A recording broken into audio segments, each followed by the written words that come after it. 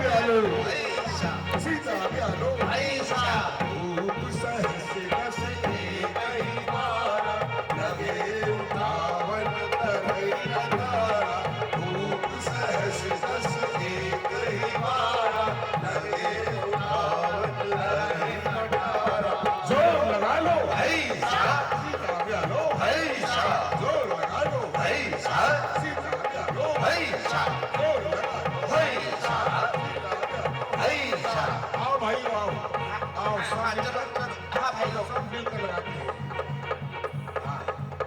हाँ पकड़ लेना मुझे हाँ मैं लगाने जा रहा हूँ जोर आप सब लोग जोर लगाओ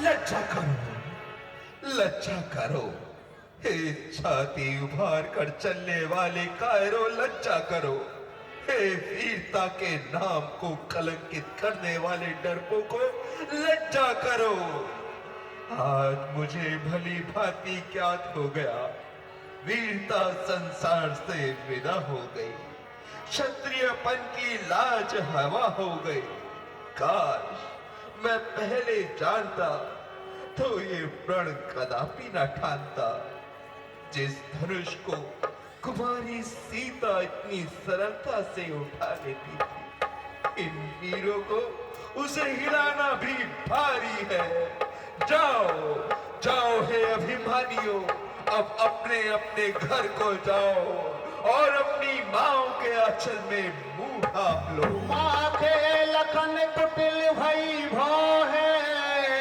रदपट पर कतर सो है कह न सकत रघुवीर डर लगे बचन जनवान नाय राम पद कमल सिर बोले गिरा प्रमाण लाजन होकर इस तरह ज्ञानवान बलवान एक जरासी बात पर वीरों का अपमान क्यों बिना विचारे कहते हो ये वचन तुम्हारे तीखे हैं करते हैं घायल हृदय को पर्ची है बाण सरीके हैं एक एक छेद है छाती में एक एक तुम्हारी वाणी पर सबको दूषित कर डाला है केवल इनकी नादानी पर जो वीर पुत्र क्षत्रिय हैं अपमान नहीं सह सकते हैं लांछित हो कुलमान तो फिर खामोश कहाँ रह सकते हैं बुलवाकर राजसभा में जो क्षत्रिय कुल का अपमान किया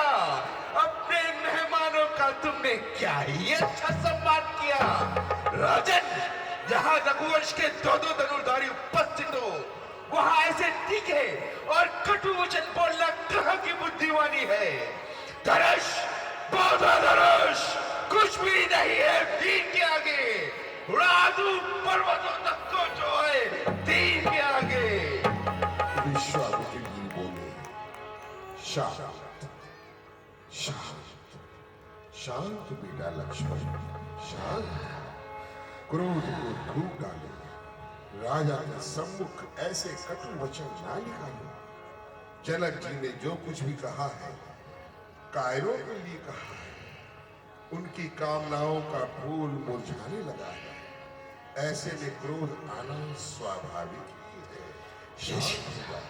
शांत हो जाओ ऋषिराज राजा जनक ने बड़ी अनुचित बात कही है जो मुझसे सही नहीं गई है मैं अभिमान को त्याग कर और भैया राम के चरणों की सौगंध खाकर कहता हूं जो तुम्हार अनुशासन पाऊं कंटक ब्रह्मांड उठाऊं काजे घट जिमी डारो फोरी सकल मेरु मुंह लक्ष्मी तोरी कमल लाल जिमी चाप चढ़ाऊं योजन शत प्रमाण ले ढाऊं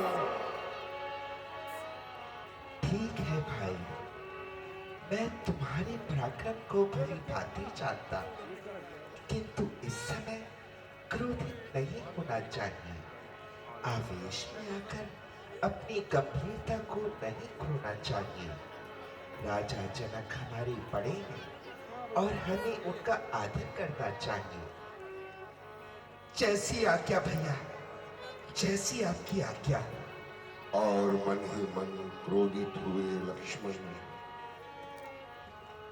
जा बैठे भैया के पास।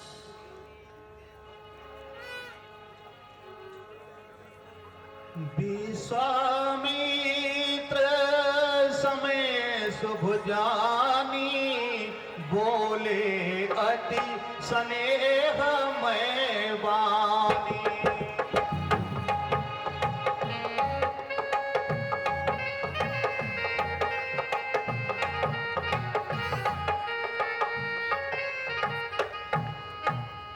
देखो हे राम, सभा के शांत वायुमंडल को देखो, निराशा में बदलती हुई जनक की आशा को देखो। उठो बेटा राम, ये काम तुम ही करोगे, तुम ही शोक राजा के मन का हरोगे। उठेगा किसी से न ये चाप बेटा, तुम ही बस श्री जानकी को वरोगे। हुआ ज्ञात सारे हैं बलहीन राजा, तुम ही भार कंधों पे अपने धरोगे। ये आशा मेरे मन को है पूर्ण बेटा, रघुकुल का नाम तुम उज्जवल करोगे। सुनी गुरु वचन चरण सिरुनावा, हर्ष विषाद न कछु दूर आवा।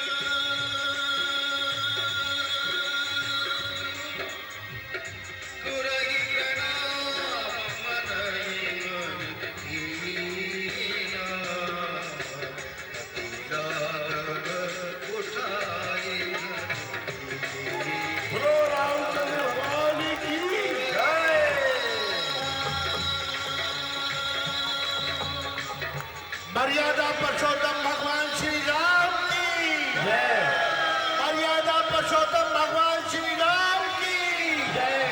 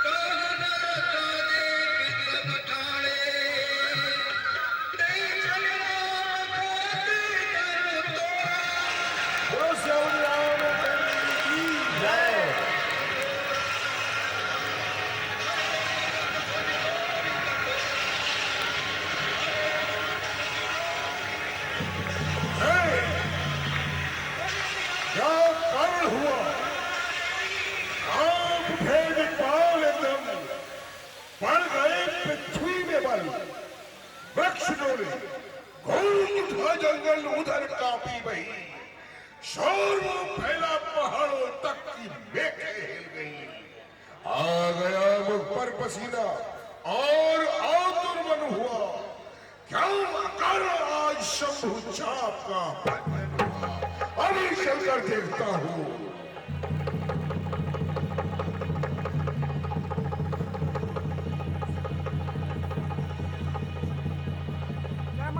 सभी अपने अपने स्थान पर बैठे रहे। परशुराम और लक्ष्मण में तीखा संवाद होगा। उसके बाद माता जानकी और मर्यादा पुरुषोत्तम भगवान श्री राम का विवाह और सुंदर जयमाला का कार्यक्रम इसी रंगमंच के ऊपर होगा। ते ही अवसर सुन शिव धनु भंगा, आयो भृगुकुल कमल पतंगा, देखी महीप सकल सकुचाने, बाज जपट जन लवा लुकाने, गौर शरीर भूति जल भाजा, भाल विशाल प्रकुंड विराजा।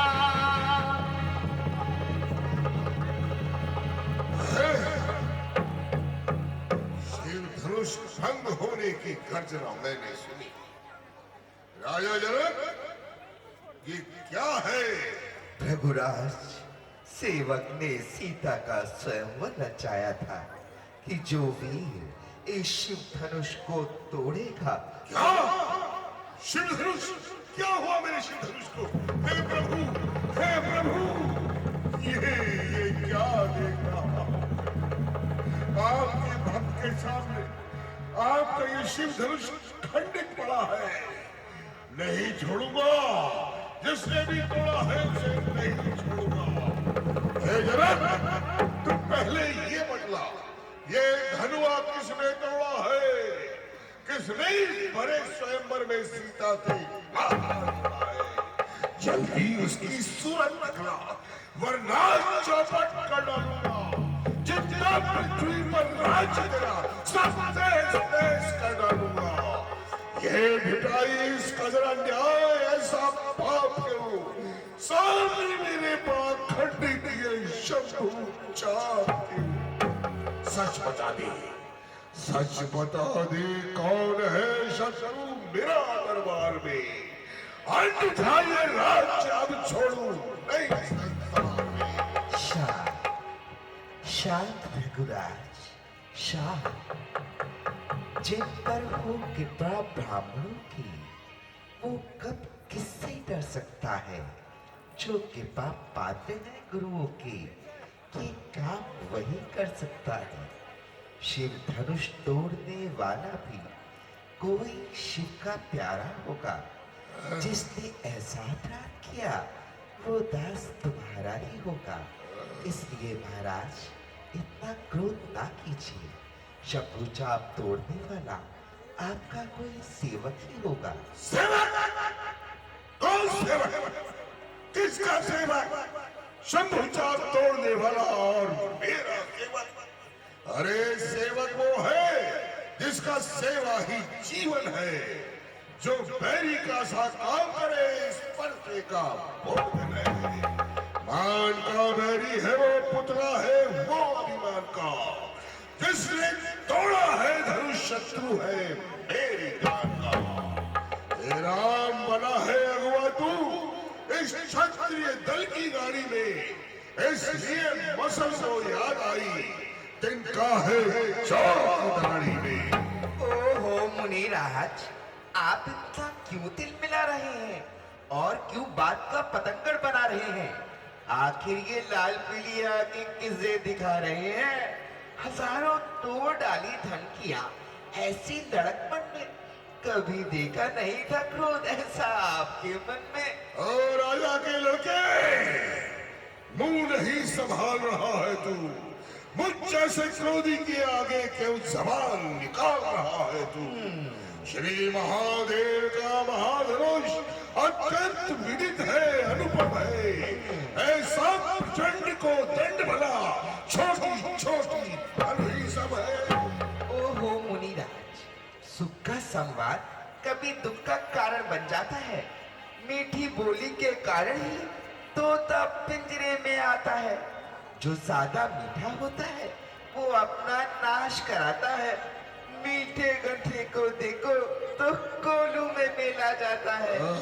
बचपन में जो धनु ही तोड़ी तो कभी ना रिसियाए इतने। इस धनुआ में क्या लाल लगे जो स्वामी गरमाए इतने। अरे मूढ़, तुझे इतना अभिमान, शंकर की पवित्र कमान का इतना अपमान। क्या तू मेरे क्रोध को नहीं जानता, मेरे प्रताप को नहीं पहचानता है, तो छोटे मुख से बड़ी बातें बखाता है। देख, मैं बाल ब्रह्मचारी हूँ, बड़ा तेजवान और बलकारी हूँ। मेरा परसा दुष्टों के होम की वेदी है। मैंने कई बार पृथ्वी क्षत्रिय विहीन करके ब्राह्मणों को दान दे दिया।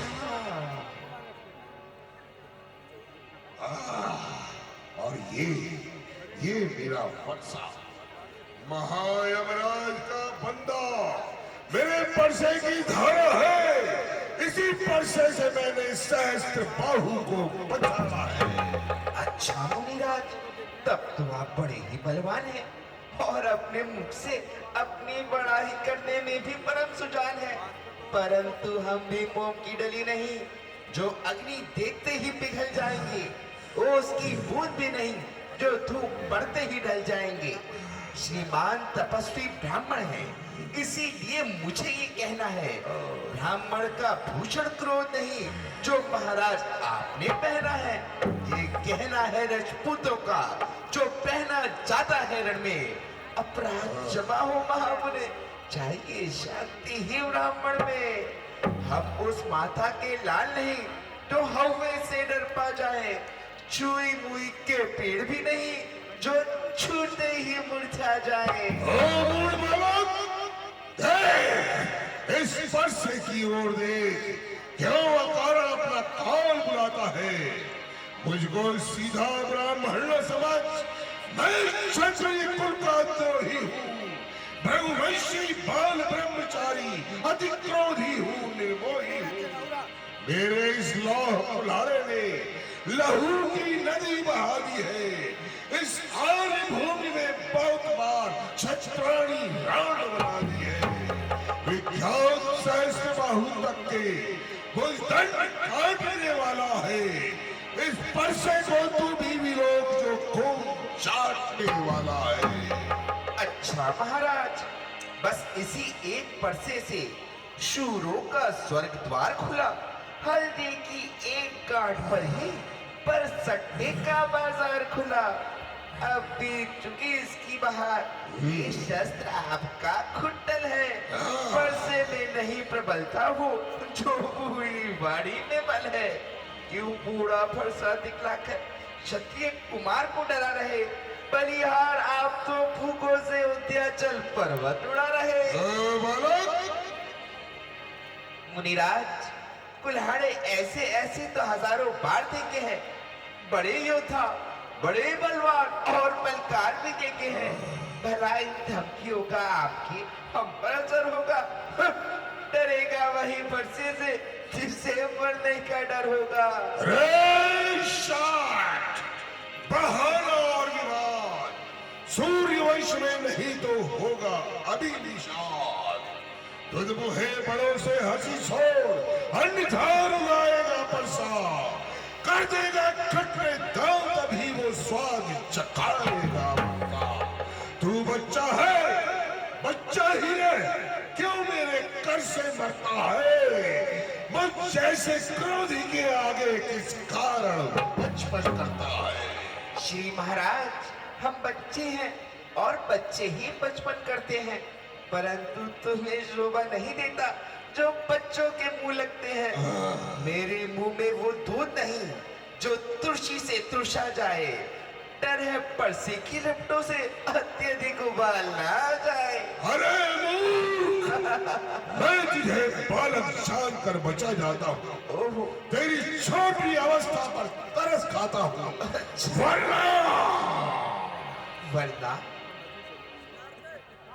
वरना मुझे अभी मार डालते।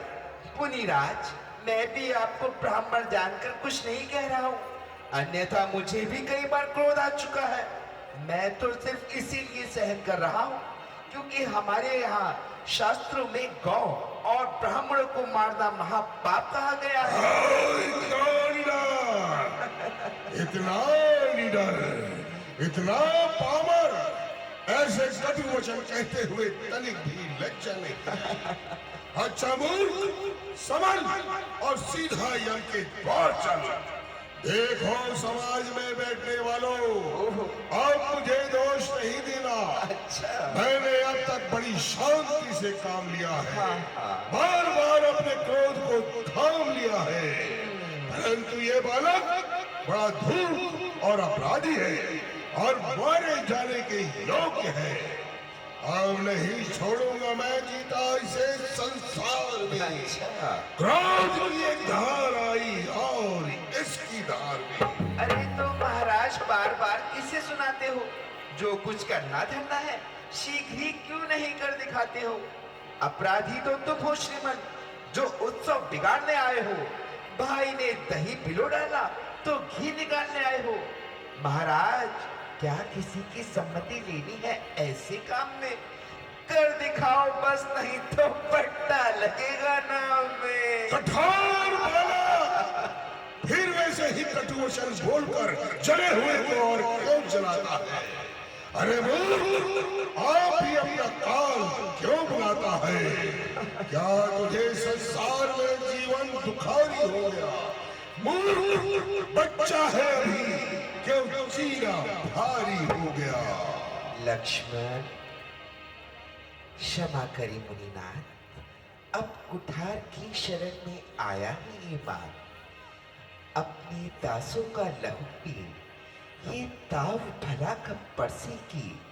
भृगुनाथ, हमारी गर्दन तो छाया में है अब परसेगी। यदि इसे काट भी डालो तो क्या चिंता, ये अनुरागी है। न्योछाव और विप्र चरणों में हो तो ये शरीर पर भागी है। हम करें ब्राह्मणों की सेवा, स्वामी ये धर्म हमारा है। हम झुके ब्राह्मणों के आगे, ये पहला कर्म हमारा है। अधिकार ब्राह्मणों को ही है, सरताज हमारे होते हैं। मुनिराज ब्राह्मणों द्वारा ही सब कार्य हमारे होते हैं।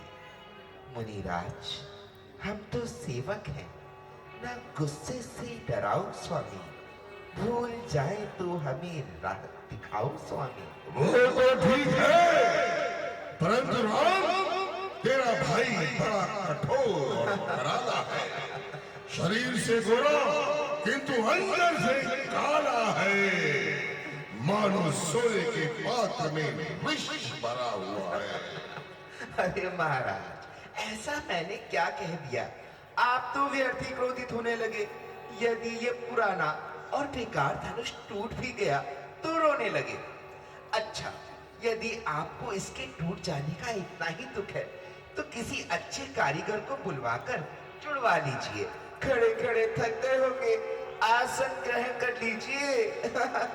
देख राम, देख, तेरा भाई अब भी मुझे जला रहा है, दूर से ही खड़ा खड़ा दांत दिखा रहा है।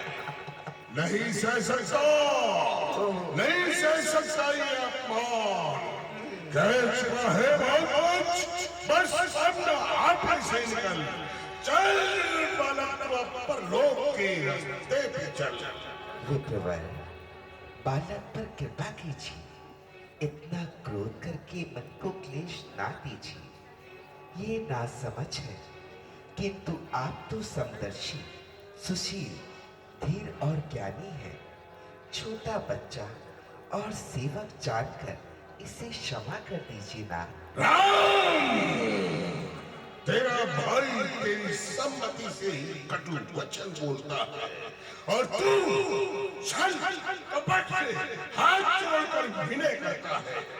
अरे शिवरोही, छल जाकर मुझसे युद्ध कर, अन्यथा दोनों को मृत्यु के घाट उतारूंगा। बस महाराज, भाई ने मीठे वचन कहे तो क्रोध और बढ़ाया है। सबसे पहले वो बोल उठे, इसीलिए अपराधी ठहराया है। अच्छा अपराधी हम ही सही, हमने ही जहर निचोड़ा है। जो कुछ करना हो करें आप, शिव धनुष हम ही ने तोड़ा है। मैं कहता हूँ चुप रहे, चुप रहे, चुप रहे। यदि बालक की रक्षा चाहता है तो इसे मेरे सामने से दूर ले जा, दूर ले जा, नहीं तो। लक्ष्मण, हे मुनीश्वर, क्रोध को छोड़िए। आपके हाथ में कुठार है और मेरा सर आपके आगे है। जिस प्रकार भी शांत हो जाए वैसा ही कीजिए। मैं तो आपका दास हूं। परंतु तेरे भाई ने ये धृष्टता कैसे की? इसने मेरे पौरुष को क्यों नकारा? प्रभु, ये आपसे अपरिचित था। मुनीश्वर, ये केवल आपका नाम ही जानता था। आपको कुठार, बाण और धनुष से सुसज्जित देखकर और वीर समझकर वंश के स्वभावानुसार ये क्रोधित हो बैठा। यदि आप मुनि रूप में आते तो ये आपके चरणों की धूल अपने मस्तक पर चढ़ाता। राम, समझ में नहीं आ रहा है कि मैं क्या करूं। तुम्हारी बातें से नरमाई मुझ में आती है, पर देख तुम्हारे भाई को गरमाई फिर आ जाती है। देखो देखो देखो देखो, सो तनिक देखो, वो अब भी तो मुस्कुराता है। उसका लहरे कर मुस्काना मुझ पर बिजली सी गिराता है। मैं पत्थर सा हूँ खड़ा हुआ, दुविधा में चित पड़ा है।